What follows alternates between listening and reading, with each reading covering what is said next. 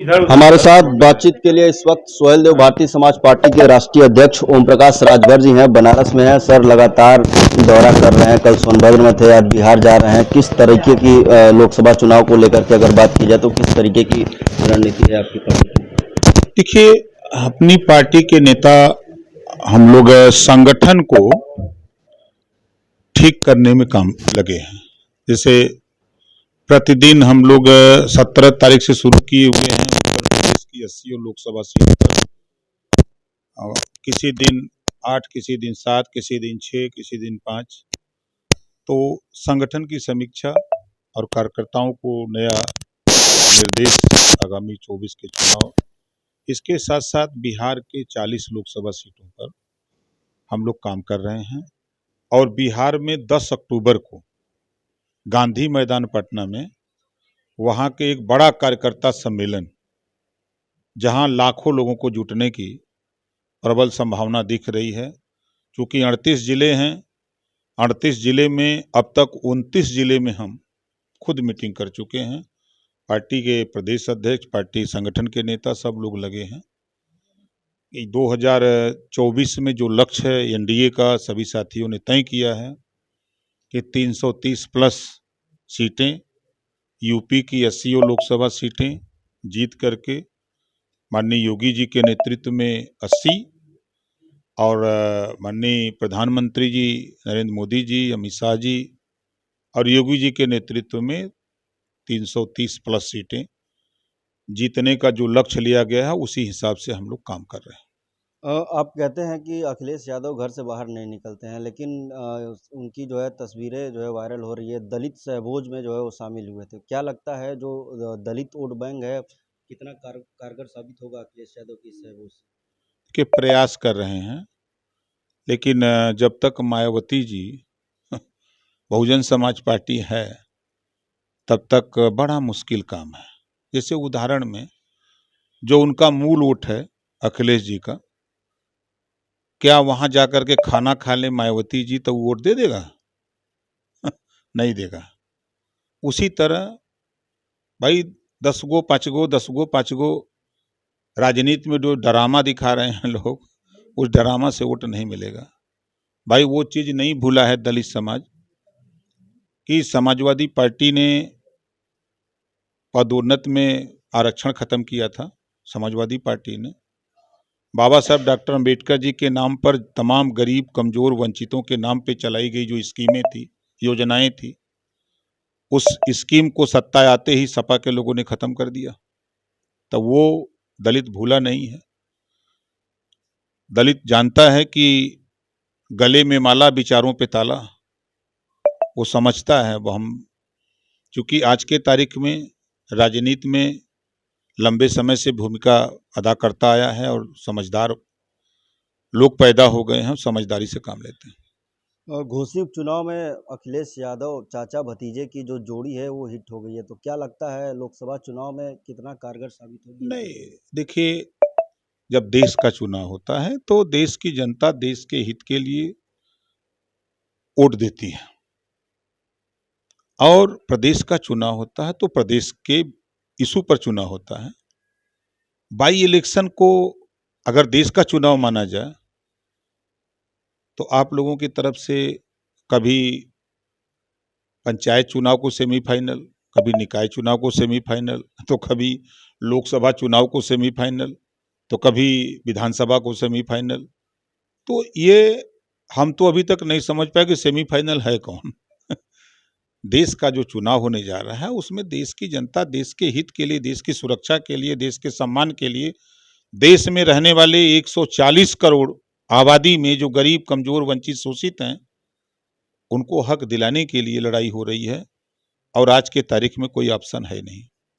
आप जैसे उदाहरण देख लीजिए, माननीय नरेंद्र मोदी जी ने 33% रिजर्वेशन महिलाओं के लिए लागू किया। समाजवादी पार्टी, बहुजन समाज पार्टी के सहयोग से और दलों के सहयोग से केंद्र में कांग्रेस की सरकार थी, वो नहीं लागू कर पाए। आज जो चिल्ला रहे हैं, अगर ये सत्ता में थे तो कर दिए होते तो श्रेय उनको मिलता। लेकिन आज साहस का परिचय दिया, अपना जो वादा था उस वादे के हिसाब से 33% आरक्षण महिलाओं के लिए लागू हुआ। ये देश में एक महत्वपूर्ण फैसला है, आधी आबादी के लिए महत्वपूर्ण फैसला है, उनके हक अधिकार के सम्मान के लिए। और दूसरा,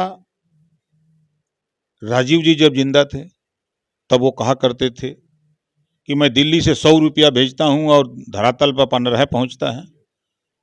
लेकिन एनडीए सरकार 100 का 100 सीधे खाते में, चाहे वो किसान सम्मान निधि हो सीधे ट्रांसफर खाते में, चाहे आयुष्मान कार्ड 5 लाख रुपया सीधे गरीब अस्पताल में जाके इलाज करावे।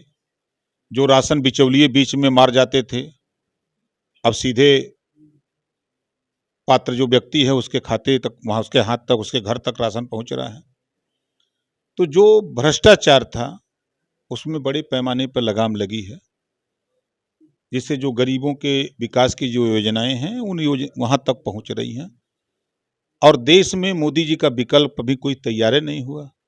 आप देख रहे हैं, कोई सीट को लेकर झगड़ा कर रहा है, तो कोई प्रधानमंत्री बनना चाहता है, तो कोई कुछ करना चाहता है। अभी पहले तो फैसला कर लें कि बनी। अखिलेश यादव तो कह रहे हैं कि हम सीट जो है बांट रहे हैं, मांग नहीं रहे हैं। तो मना कौन कर रहा है? वो तो ऐसा बांटते हैं, हमारा भी बांट के पेट भर दिए है ना, हमारा भी पेट भर गया है। ऐसा ही पेट भर देंगे कांग्रेसों का, ऐसा ही भर देंगे, सबका पेट भर देंगे, तो सब छोड़ के चले जाएंगे हमारी तरह। आप कह रहे हैं लोकसभा चुनाव में 80 की 80 सीटें जीतकर जो है मोदी जी को समर्पित करेंगे, लेकिन अखिलेश यादव और चाचा भतीजा भी कह रहे हैं कि हम 80 की 80 सीटें यूपी में जीत रहे हैं। देखिए, दोनों झूठ बोलने के माहिर लोग हैं। शिवपाल जी जब समाजवादी पार्टी से अलग हुए तो प्रगतिशील समाजवादी पार्टी बनाई।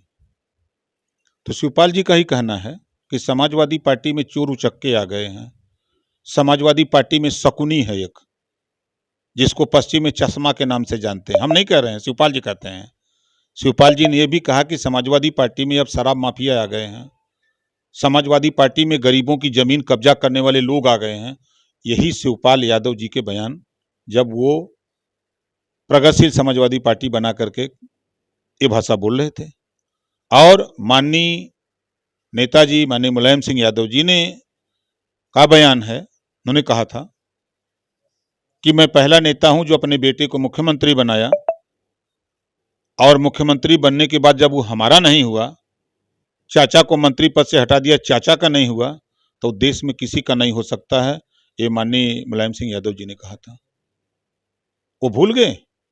जब एक बार कोई घर से भाग जाता है तो उसके ऊपर प्रश्न चिन्ह लग जाता है, बराबर वो शक के दायरे में देखा जाता है।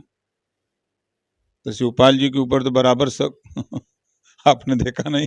विधानसभा में 2 घंटे 12 मिनट में 27 बार योगी जी ने चापा, आ जाओ अभी टाइम है। अखिलेश जी बैठे थे, पूरा प्रदेश नहीं पूरा देश सुन रहा था।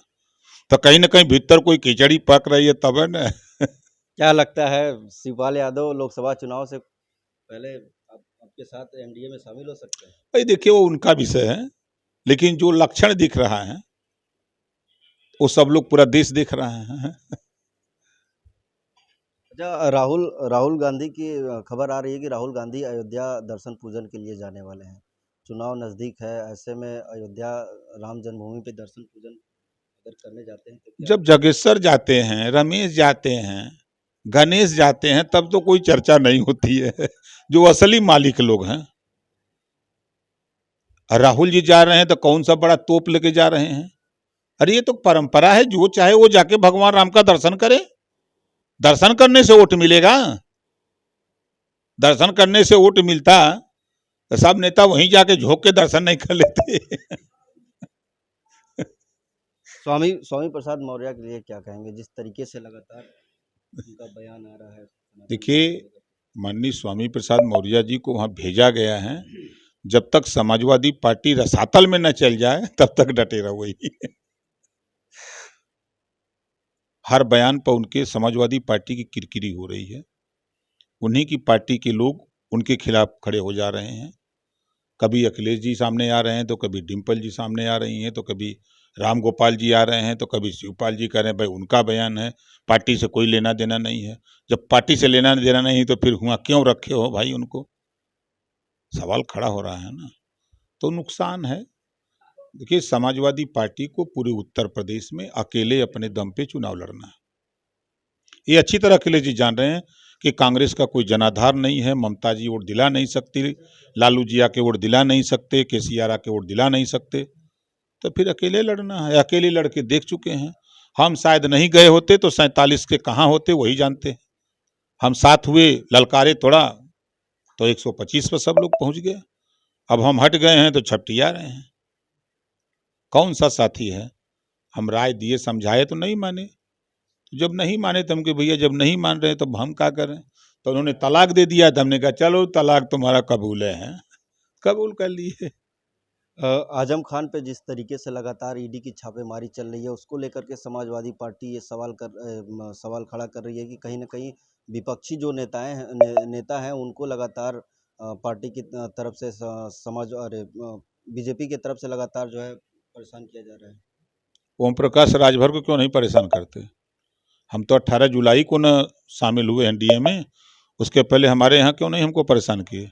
आपको क्यों नहीं परेशान करते? इतने लोग यहाँ हैं, 20 लोग हैं, इनके यहाँ ईडी सीबीआई क्यों नहीं चली जाती? जेकरे पहले माल रही, जे देश का प्रदेश का खजाना लूटी, वही के यहाँ न ईडी सीबीआई जाई कि हमरे तो नहीं है आई। ये झूठा आरोप लगा रहे हैं। देखिए, एक संस्था है ईडी और सीबीआई, एक विभाग है कि देश का खजाना अगर कोई गड़बड़ करता है, गलत इस्तेमाल करता है तो उसके खिलाफ जांच होगी। तो जांच से क्यों भाग रहे हैं? क्यों तकलीफ हो रही है? तकलीफ नहीं होनी चाहिए। हम तो कहते हैं बाबा साहब डॉक्टर अम्बेडकर जी ने संविधान में नार्को टेस्ट का प्राविधान दिया है। लगवा लो नार्को टेस्ट में, एक सुई खट से बता देंगे टनाटन कहाँ माल है, इधर का उधर। मंत्रिमंडल का विस्तार कब हो रहा है? आप मंत्री कब बन रहे हैं? कब तक? दिल थाम के बैठिए। आपकी भावना की कदर की जाएगी। फिर भी अगर देखा जाए अभी मुझे कोई सूचना नहीं है, सूचना मिलेगी तो आप लोगों को बताएंगे। तो ये थे हमारे साथ बातचीत के लिए सुहेलदेव भारतीय समाज पार्टी के राष्ट्रीय अध्यक्ष ओम प्रकाश राजभर जी, जिन्होंने हमसे तमाम मुद्दों पर बातचीत की। वाराणसी से विनीत श्रीवास्तव, भारत समाचार।